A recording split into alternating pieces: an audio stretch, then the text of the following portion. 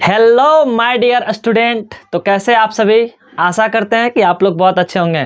तो आज हम काफ़ी ज़्यादा इम्पॉर्टेंट टॉपिक पे चर्चा करेंगे और वो टॉपिक है क्लास 10th का केमिस्ट्री। तो आज हम इसमें आगे पढ़ेंगे, चूँकि अम्ल और भस्म आप सभी को बता दिए थे, पीएच मान बता दिए थे। तो आज हम एक इम्पॉर्टेंट टॉपिक पे चर्चा करेंगे, लवण। ठीक है, ज़्यादातर स्टूडेंट लवण को नहीं पहचान पाते हैं। जैसे कि एग्जाम्पल में आपको दे देता है कुछ रिएक्शन और कहता है बताइए इसमें से लवण कौन है, तो आप सभी स्टूडेंट नहीं पहचान पाते हैं। तो आज का वीडियो देखने के बाद आपका लवण का एक भी क्वेश्चन नहीं छूटेगा। आप 100% लवण को पहचान भी जाओगे और एग्जाम में 100% क्वेश्चन करके आइएगा। तो चलते हैं हम अपने टॉपिक की तरफ। यह टॉपिक काफी ज्यादा इंपॉर्टेंट है आपका बोर्ड एग्जाम के लिए। अगर आप चाहते हैं कि 10th में मेरा बेहतरीन नंबर हो तो आइए इस क्लास को स्टार्ट करते हैं। तो आपकी सफलता के लिए यह क्लास स्टार्ट किया गया है। तो देखते हैं हम अपना यह टॉपिक। तो सबसे पहले चीज, लवण किसे कहते हैं। ठीक है, आपसे पूछेगा कि लवण क्या है। तो देखिए, लवण जो होता है अम्ल और भस्म की अभिक्रिया से ही लवण प्राप्त होता है। अगर आपसे पूछा जाए कि बताइए लवण का निर्माण कैसे होता है, तो याद रखेंगे कि अम्ल और भस्म की अभिक्रिया से लवण का निर्माण होता है। ठीक है, तो आप इसको परिभाषित कैसे करोगे, तो कहिएगा कि अम्ल और भस्म की अभिक्रिया से जल के साथ बनने वाले दूसरे यौगिक को ही लवण कहते हैं। याद रखिएगा कि अम्ल और भस्म किसकी, तो अम्ल और भस्म की अभिक्रिया से जल के साथ बनने वाला जो दूसरा यौगिक होता है उसी को हम क्या कहेंगे, लवण कहेंगे। क्या कहेंगे, लवण।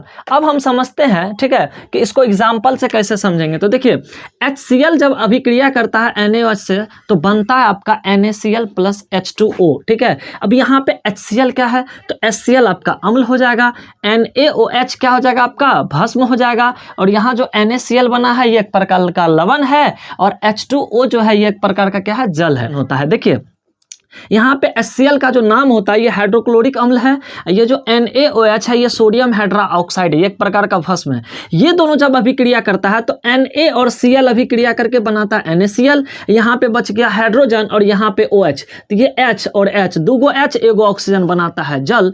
तो ये जो NaCl है ना तो इसके अंदर हाइड्रोजन है और ना ही OH आयन है, तो ये एक प्रकार का क्या हो जाएगा, लवण। तो याद रखिएगा, अम्ल और भस्म के अभिक्रिया से जल के साथ जो दूसरा यौगिक बनता है उसे ही लवण कहते हैं, और लवण का निर्माण अम्ल और भस्म की अभिक्रिया से होता है।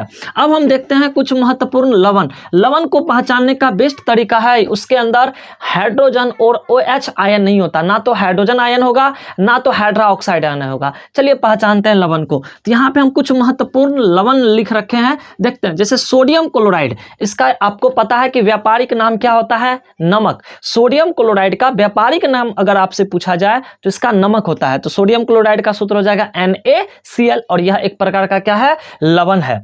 नेक्स्ट हम बात करते हैं कॉपर सल्फेट। अगर कॉपर सल्फेट पूछा जाए क्या, तो कॉपर सल्फेट भी क्या होता है, आपका लवण हो गया, ना तो इसके अंदर हाइड्रोजन है ना तो OH है। नेक्स्ट सोडियम नाइट्रेट, याद रखिएगा सोडियम नाइट्रेट का सूत्र होता है NaNO3, ये भी एक प्रकार का लवण है। नेक्स्ट याद रखिएगा अमोनियम, क्या याद रखिएगा, अमोनियम क्लोराइड जिसका सूत्र होता है NH4Cl, ये भी एक प्रकार का लवण है। नेक्स्ट याद रखेंगे सोडियम सल्फेट जिसका सूत्र होता है Na2SO4, ये भी एक प्रकार का लवण है। नेक्स्ट याद रखेंगे पोटेशियम क्लोराइड जिसका सूत्र होता है KCl, ये भी एक प्रकार का लवण है। पोटेशियम सल्फेट K2SO4, ये भी एक प्रकार का लवण है, इत्यादि। तो याद रखेंगे ये सभी लवण है। लवण का निर्माण कैसे होता है, तो अम्ल और भस्म की अभिक्रिया से लवण बनता है। अगर आपसे पूछा जाए कि लवण का निर्माण कैसे होता है, तो अम्ल और भस्म की अभिक्रिया से लवण का निर्माण होता है। अब हम पढ़ेंगे लवण का वर्गीकरण, क्लासिफिकेशन ऑफ साल्ट, यानी कि लवण कितने प्रकार के होते हैं। तो आइए, तो सबसे पहले इसको बताने से पहले आप सभी इस बोर्ड का टोटल क्वेश्चन को नोट कीजिए, फिर हम पढ़ेंगे लवण का वर्गीकरण। जल्दी से आप सभी इस क्वेश्चन को नोट कर लीजिए। आइए अब हम देखेंगे लवणों का वर्गीकरण, क्लासिफिकेशन ऑफ साल्ट, यानी कि लवण कितने प्रकार के होते हैं। ठीक है, तो याद रखिएगा लवण 3 प्रकार के होते हैं। कितने प्रकार के, 3।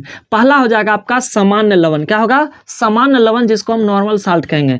दूसरा होगा अम्ल लवण जिसको हम एसिड साल्ट कहेंगे, और तीसरा होता है भस्म लवण जिसको हम बेस साल्ट कहेंगे। ठीक है, तो याद रखिएगा लवण 3 प्रकार के होते हैं। एक होता है सामान्य लवण, दूसरा होता है अम्ल लवण, और तीसरा होता है भस्म लवण। चलिए अब हम लोग देखते हैं कि सामान्य लवण किसे कहा जाता है। तो अगर आपसे पूछा जाए कि सामान्य लवण किसे कहा जाता है, तो याद रखिएगा वैसे लवण जो अम्ल और भस्म के पूर्ण उदासीनीकरण से बनते हैं, यानी कि पूरा अगर उदासीन होता अम्ल और भस्म अभिक्रिया करके पूर्ण रूपेण उदासीनीकरण हो जाता उसका, तब जो लवण प्राप्त होता उसी को हम कहते हैं समान लवण। तो डिफिनेशन एक बार देख लीजिए, वैसे लवण जो अम्ल और भस्म के पूर्ण उदासीनीकरण से बनते हैं उसे हम क्या कहते हैं, समान लवण। समान लवण में एक इंपॉर्टेंट पॉइंट है जो कि ठीक है आप सभी स्टूडेंट इसको याद रखेंगे, इसमें विस्थापनशील हाइड्रोजन आयन या हाइड्रोक्साइड आयन नहीं होते हैं। याद रखेंगे कि इसमें विस्थापनशील हाइड्रोजन आयन या हाइड्रोक्साइड आयन उपस्थित नहीं होते हैं। चलिए आइए हम देखते हैं इसका कुछ एग्जाम्पल।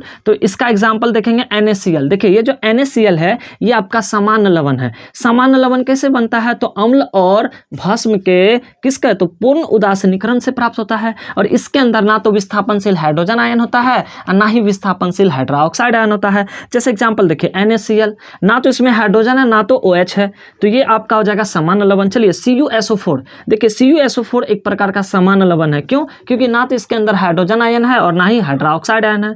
ये भी आपका एक प्रकार का समान लवण हो जाएगा। NaNO3, NH4Cl ये सब एक प्रकार का क्या है, समान लवण है। क्यों, क्योंकि इसके अंदर ना तो हाइड्रोजन है और ना ही तो हाइड्रोक्साइड आयन है। अब हम देखेंगे समान लवण का प्रकार। देखिए समान लवण भी 3 प्रकार के होते हैं। कितने प्रकार के होते हैं, 3। याद रखिएगा। अब समान लवण का भी प्रकार देखेंगे। समान लवण 3 प्रकार के होते हैं। कौन कौन सा, तो आइए देखते हैं। तो पहला होता है उदासीन लवण। क्या होता है, उदासीन, जिसको हम कहते हैं न्यूट्रल साल्ट। और दूसरा होता है आपका अम्लीय लवण। इसको रोमन का लिख लीजिए, ठीक है, चाहे कि उधर 1 2 हम लिख चुके हैं तो इधर उसको रोमन का 1 2 3 कर देते हैं, तो ठीक है। दूसरा होता है अम्लीय लवण, जिसको हम कहते हैं एसिडिक साल्ट। और तीसरा होता है भस्मीय लवण, जिसको हम कहते हैं बेसिक साल्ट। तो अब हम समझेंगे कि उदासीन लवण किसे कहते हैं, अम्लीय लवण किसे कहते हैं और भस्मीय लवण किसे कहते हैं। लेकिन उससे पहले थोड़ा सा हम हट जाते हैं। आप सभी स्टूडेंट्स को नोट कीजिए ताकि एग्जाम में आपका एक भी क्वेश्चन ना छूटे। चलिए अब हम लोग देखते हैं समान लवण के प्रकार, ठीक है। तो याद रखिएगा कि समान लवण 3 प्रकार के होते हैं। पहला होता है उदासीन लवण, दूसरा होता है अम्लीय लवण और तीसरा होता है आपका भस्मीय लवण, ठीक है। तो आइए हम देखते हैं कि उदासीन लवण किसे कहते हैं, ठीक है। तो देखिए उदासीन लवण के अगर बारे में आपसे पूछा जाए तो याद रखिएगा कि प्रबल अम्ल एवं प्रबल क्षार से जो लवण बनते हैं, ये क्या याद रखेंगे कि प्रबल अम्ल एवं प्रबल क्षार से बने लवण या समान लवण को ही हम क्या कहते हैं, उदासीन लवण, ठीक है। तो जैसे आइए एग्जांपल हम समझते हैं, लेकिन उससे पहले बहुत बच्चे नहीं समझते हैं कि प्रबल अम्ल क्या है, प्रबल क्षार क्या है। तो हम इससे पहले भी कई बार हम लोग कहा चुके हैं आप सभी को कि प्रबल अम्ल किसे कहते हैं, ठीक है।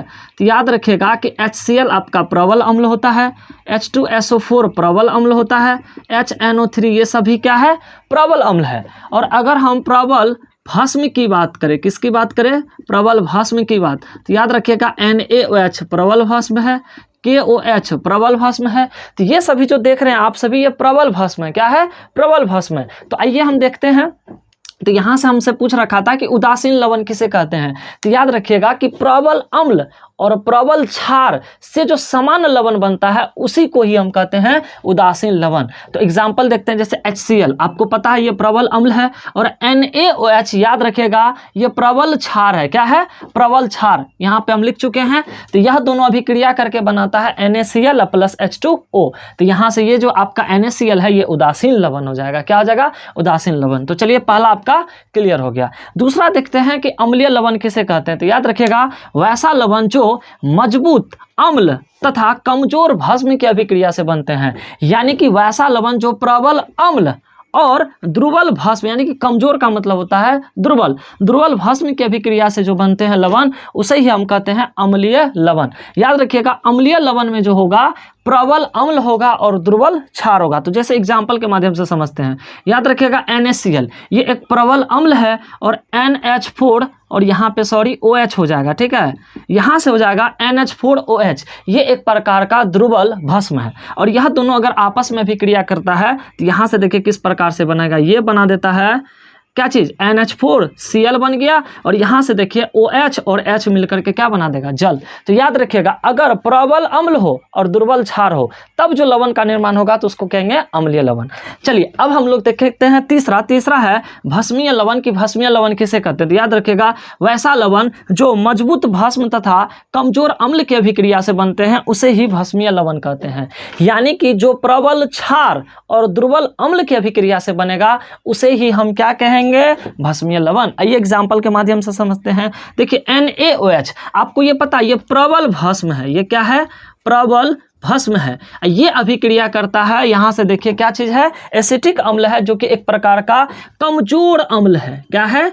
कमजोर अम्ल है। ठीक है, क्या है? कमजोर अम्ल। और जब यह दोनों आपस में अभिक्रिया करता है तो बनता है सोडियम एसीटेट और जल। देखिए ये कैसे बना है, तो आप यहाँ से क्या करेंगे? देखिए यहाँ से ये सोडियम जो है, ये सोडियम ये क्या करता है? पूरा यहाँ से यहाँ इससे अभिक्रिया कर लेता है, और ये OH और ये मिलकर के यहाँ, सॉरी यहाँ से पूरा लीजिए, ठीक है, ये HOH मिलकर के यहाँ से जल बना देता है। तो याद रखिएगा, ठीक है, रिएक्शन भी कि जब NaOH अभिक्रिया करता है CH3COOH से तो बनता है सोडियम एसीटेट और जल। तो ये जो आपको लवण दिखाई दे रहा है, ये किस प्रकार का लवण हो जाएगा? तो ये आपका हो जाएगा भस्मीय लवण। ठीक, चलिए तो अब हम साइड हट जाते हैं। तो आप सभी बच्चे वीडियो को रोक करके नोट कीजिए, ठीक है, ताकि एग्जाम में आपका एक भी क्वेश्चन ना छूटे। तो चलिए जल्दी से नोट कीजिए, फिर हम आगे बढ़ेंगे। चलिए अब हम लोग देखेंगे दूसरा, और दूसरा है आपका अम्ल लवण। चूंकि हम पहले जो है आपको बता चुके हैं कि लवण जो होता है 3 प्रकार का होता है। एक सामान्य लवण था, दूसरा अम्ल लवण, और तीसरा होता है आपका भस्म लवण। फिर हम सामान्य लवण का 3 प्रकार पढ़े थे। ठीक है, तो अब हम देखते हैं कि दूसरा अम्ल लवण किसे कहते हैं। तो याद रखेंगे, वैसे लवण जो अम्ल के अपूर्ण उदासीनीकरण से बनते हैं। क्या याद रखेंगे? वैसे लवण जो अम्ल के अपूर्ण, यानी कि पूर्ण नहीं होता, अपूर्ण, अधूरा, ठीक है, उदासीनीकरण से बनते हैं, उसे ही क्या कहते हैं? हम अम्ल लवण कहते हैं। ठीक है, एक चीज और याद रखिएगा कि इसमें विस्थापनशील हाइड्रोजन, लवण नहीं याद रखिएगा, इसमें विस्थापनशील हाइड्रोजन आयन रखिएगा या मूलक। ठीक है, क्या रखेंगे? मूलक।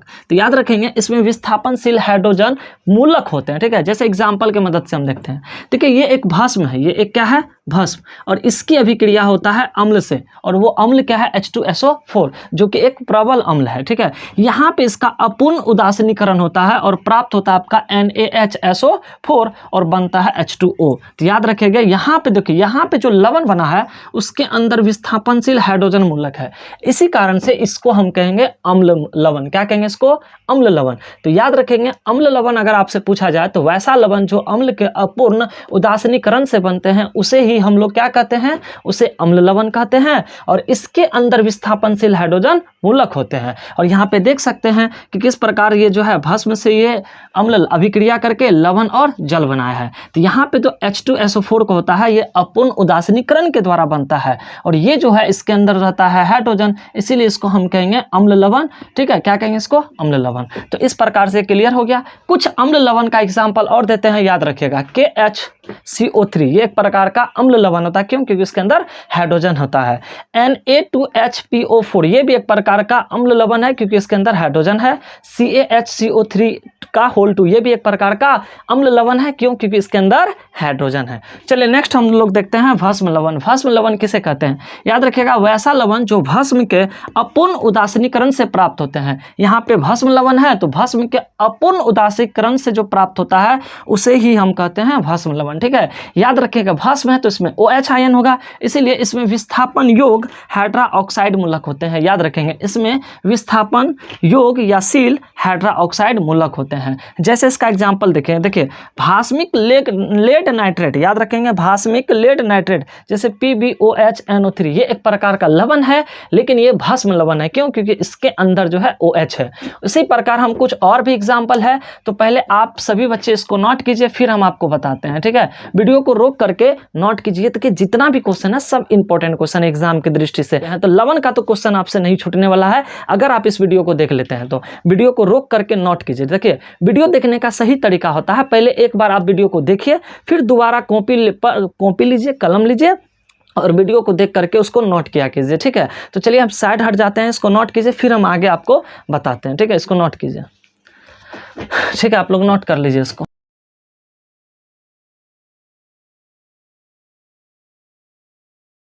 क्या होता है और एग्जाम्पल देखिए, यहाँ पे पहला एग्जाम्पल तो हम क्या देखें? PbOH, ठीक है, और NO3 देखें। ठीक है, ये आपका जो लवण हो जाएगा, ये किस प्रकार का लवण हो जाएगा? तो भस्म लवण। और याद रखिएगा क्या चीज़? तो ZnOH और Cl। ठीक है, ये भी एक प्रकार का भस्म लवण होता है। और एक एग्जाम्पल याद रखिएगा MgOH क्या Cl, और ये भी एक प्रकार का कौन सा लवण होता है, भस्म लवण होता है। अगर हम भस्म लवण का नाम लिखे, देखिए ZnOHCl एक प्रकार का भस्म लवण होता है, क्योंकि इसके अंदर OH है, इसके अंदर भी OH है और इसके अंदर भी OH है, इसीलिए इस लवण को हम कहेंगे भस्म लवण। इसका नाम क्या हो जाएगा, तो इसका नाम याद रखिएगा बेसिक जिंक क्लोराइड। ठीक है, क्या याद रखेंगे, बेसिक जिंक क्लोराइड। इसका क्या याद रखिएगा इसका नाम, तो इसका हो जाएगा बेसिक, ठीक है, बेसिक मैग्नीशियम क्लोराइड। ठीक है, तो इस प्रकार से हम सभी लवण को पूरा कर चुके हैं, तो इसको भी नोट कर लीजिए। और इस प्रकार आपका टोटल लवण खत्म हो जाता है। तो लवण इतना बेहतरीन तरीका से इस वीडियो में हम आपको करवा दिए हैं कि एक भी लवण का क्वेश्चन आपका नहीं छूटेगा। ठीक है, तो चलिए इस प्रकार से आज का वीडियो हम यहीं पर समाप्त करते हैं। ठीक है, अगर आप सभी को वीडियो अच्छा लगता है तो प्लीज़ चैनल को सब्सक्राइब कर दीजिएगा और वीडियो को लाइक जरूर कीजिएगा। आप लोग लाइक नहीं करते, ठीक है, और कॉमेंट करके जरूर बताइएगा कि यह क्लास आप सभी को कैसा लगा, और अपने दोस्तों में भी इस वीडियो को शेयर कीजिए। तो आज के लिए बस इतना है, फिर हम लोग मिलते हैं नेक्स्ट वीडियो में, नेक्स्ट ऊर्जा के साथ, नेक्स्ट एनर्जी के साथ और नेक्स्ट टॉपिक के साथ। तो आज के लिए बस इतना ही। Thank you so much, bye bye.